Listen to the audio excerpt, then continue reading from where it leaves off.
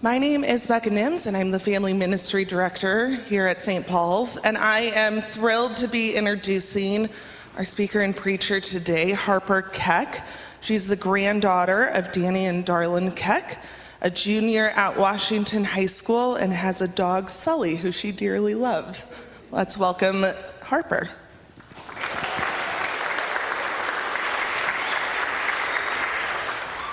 I'm so excited to be here today, but this is my first time preaching, so bear with me.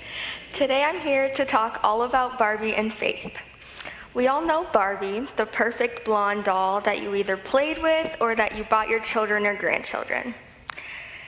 There have also been a bunch of Barbie movies over the years, like Princess Barbie, the Nutcracker Barbie, or my personal favorite, Mermaid Barbie. They recently came out with another Barbie movie, but this movie was a little bit different than your typical Barbie movie. This Barbie movie was about gender stereotypes, transformation, and the importance of being the change in the world. It gives a glimpse of what it's like to be a woman, which is what I'm here to talk to you about today. And as the movie quotes, it's literally impossible to be a woman. In the Barbie movie, the Barbie land world was run by women. There was President Barbie, Dr. Barbie, Supreme Court Barbie, and everything you could think of was women. The main character was stereotypical Barbie, who started malfunctioning. She started talking about death and insecurities, all things that just don't exist in Barbie land. So she gets sent to the weird Barbie, who had her hair cut off and colored and was always stuck in the splits. Barbie gets sent to the real world to fix her malfunctioning, and Ken decides to come along with her. So away they went. As Barbie and Ken walked through the real world, Barbie doesn't understand why all the men look at her like a piece of meat and shout inappropriate things towards her. She was utterly confused. She had never experienced anything like this before, so she started to cry. However, Ken felt empowered, like he could rule the world because he was a man. Now, while I watched this movie for the first time, I just sat there and it was sort of cringy, but also somewhat true. Even though I'm 16, I've been consistently sexualized by men and made to feel insecure. And although I'm growing up in a completely different time than most of you, both my mother and grandma have experienced similar things. And all too often, women are told, that's just boys being boys. Is that supposed to make it okay? No, it's an excuse for bad behavior. We all have brushed things off. And if you think you haven't, you're lying. Yes, sometimes we all fall short and fail to stand up for women in our lives.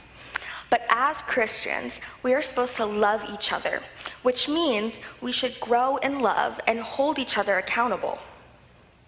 Now, going back to Barbie, she continued to be surprised at what people thought about her. In the real world, but back in Barbie world, it was assumed that women would be powerful in the real world because women had all the power in Barbie land. Barbie figured women would love her, but she quickly discovered the opposite was true. As she came to a high school, she found that girls actually hated her. Now, I have to confess something to you. I also hated Barbie for a long time. And the hatred began with just one comment from my childhood that continues to stick with me today. I was 10 years old, having a sleepover with one of my friends. Her name was Ava. We had been friends since kindergarten, and we were always back and forth at each other's houses. She had the Barbie dream house that every girl longed for. And of course, we were playing with it. But then it was time to pick which Barbie we wanted. And I picked the stereotypical Barbie, if you will. And I was like, oh, I want her because our hair are both blonde. And she was like, no, you don't look like her. And I was like, what do you mean? And the next thing that came out of her mouth stuck in my head for years. Well, you're bigger than me. I'm skinny like Barbie. You just aren't. I was crushed. I was so angry and so confused. And now, there I was at 10, self-conscious about my body. And it was in my head, it was all because of Barbie. I resented my friend for making me feel like that. And slowly we distanced ourselves from each other. I never got over the fact that she said that, and for years, I didn't like her either. Now I realized she was also just a child, so she probably had no clue what she was saying. But this experience shows us how society conditions us and our children. The dolls we give our children, the princesses we watch in movies, and the people we see on social media all teach us from a young age to have unrealistic standards and to place judgment on others. I believe the Barbie movie tries to tackle the challenges of social conditioning and even make fun of how messed up things are for women as a way to name things how things need to be changed. There's a scene in the Barbie movie where Barbie is running up the Barbie Corporation looking for the women who run the company to explain how everything is wrong in the real world. But when she gets to the room where all the CEOs are having a meeting, she was shocked to see a room full of men. You have a whole corporation dedicated to empowering women, yet who is making the decisions? Men. Sound familiar to anyone? Unfortunately, it does sound all too familiar. In our world today, women's rights to our own bodies are decided by men. Now, I went back and forth deciding if I wanted to talk about this or not, because I was scared that I may be met with some resistance. This is a very personal topic that has and will affect many people's lives. But I decided that as my theme of the sermon is change, I have a right to share my opinions. So I urge you to listen with an open mind, even if maybe you don't believe the same things as I do. Roe v. Wade was a landmark Supreme Court decision in 1973, which recognized a woman's constitutional right to choose to have an abortion. The ruling has sparked many decades of debate and division. But as followers of Christ, we must approach this issue with compassion, understanding, and a commitment to justice. In the Bible, we see numerous examples of God's deep concern for the dignity and well-being of all individuals. In Genesis chapter 1, verse 27, we are reminded that God created mankind in his own image. In the image of God, he created them. Male and female, he created them. This verse underscores the inherent worth and equality of every person, regardless of gender. It calls us to honor and respect the autonomy and rights of women.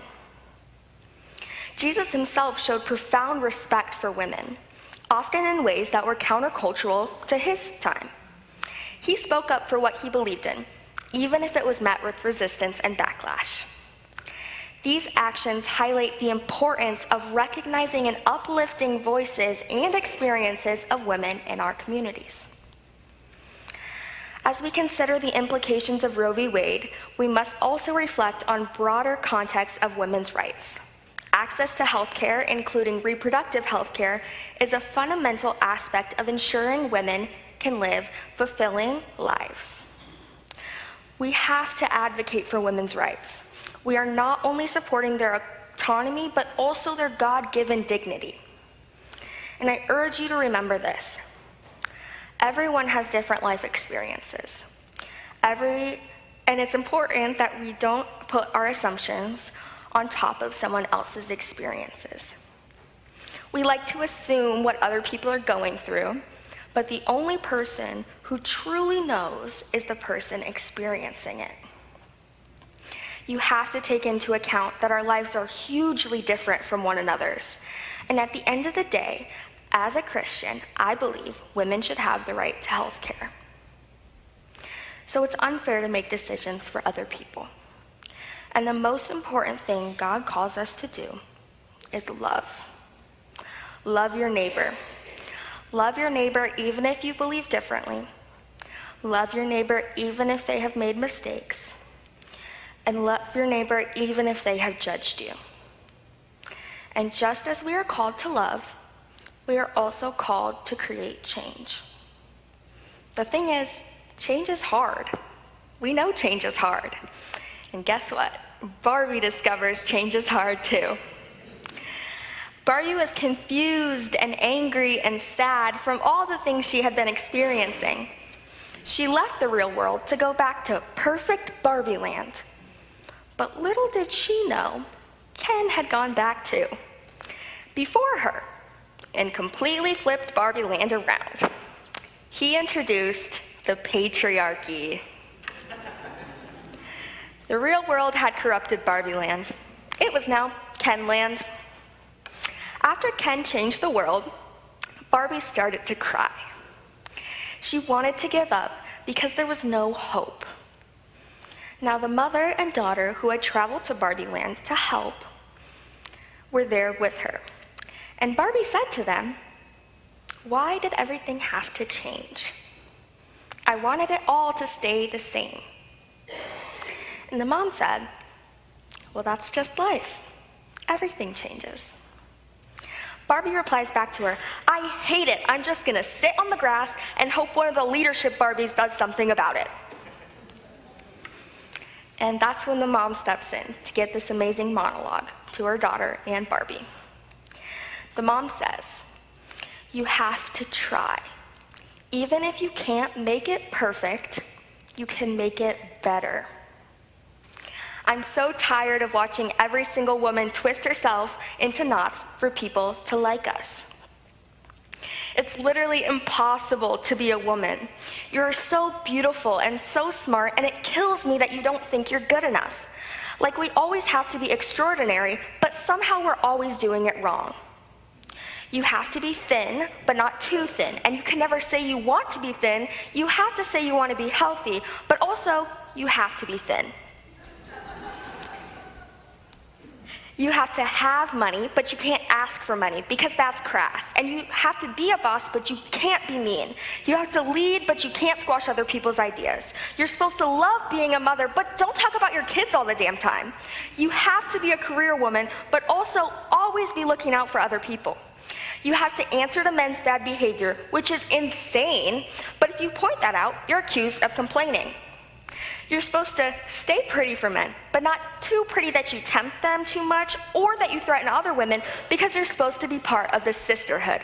But always stand out and always be grateful. But never forget that the system is rigged. So you have to find a reason or a way to acknowledge that, but also always be grateful.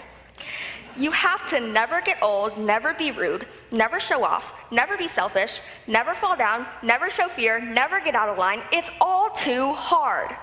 It's too contradictory, and nobody gives you a medal or says thank you. And it turns out, in fact, that not only are you doing everything wrong, but everything is your fault.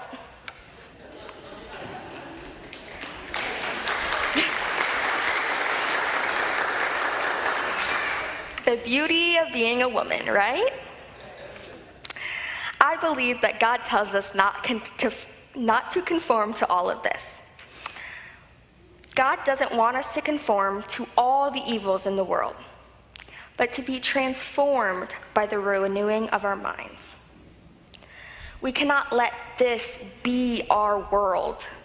And God calls every single one of us to get up and change it.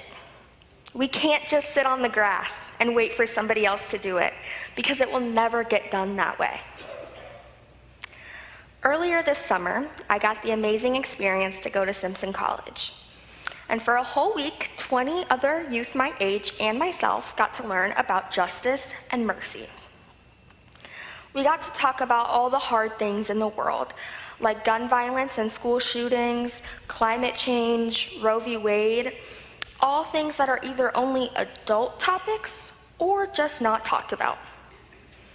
But just as I am, I met so many people who are angry about the same things I am in the world, who are tired of sitting on the grass. As women, we are conditioned to hide anger because you're supposed to be submissive and silent, seen but not heard, invisible. But I'm not going to be quiet because we're all the hands and feet of God, and the values I have that God and my church have taught me have shown me to not sit on the grass, but to change the world. And one of the biggest takeaways from Simpson College was that if you're angry about something, don't suppress it. Anger is a normal emotion. It's how you use that anger that matters. There is a difference between hot anger, which is always violent, with the purpose to cause harm. But cold anger is different from hot anger. Cold anger fuels us to do good work in the world, to facilitate change. In Romans chapter 12, verse 21, it says, do not overcome evil, but overcome evil with good. Violence and hot anger is never the answer.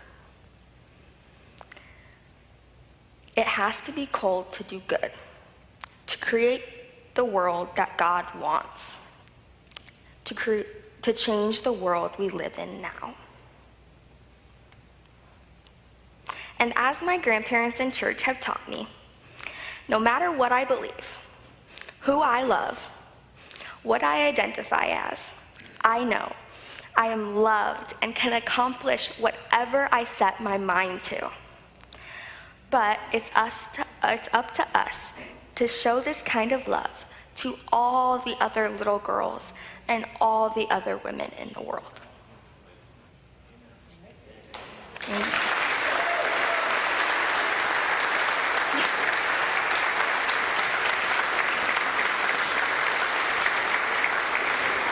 Thank you.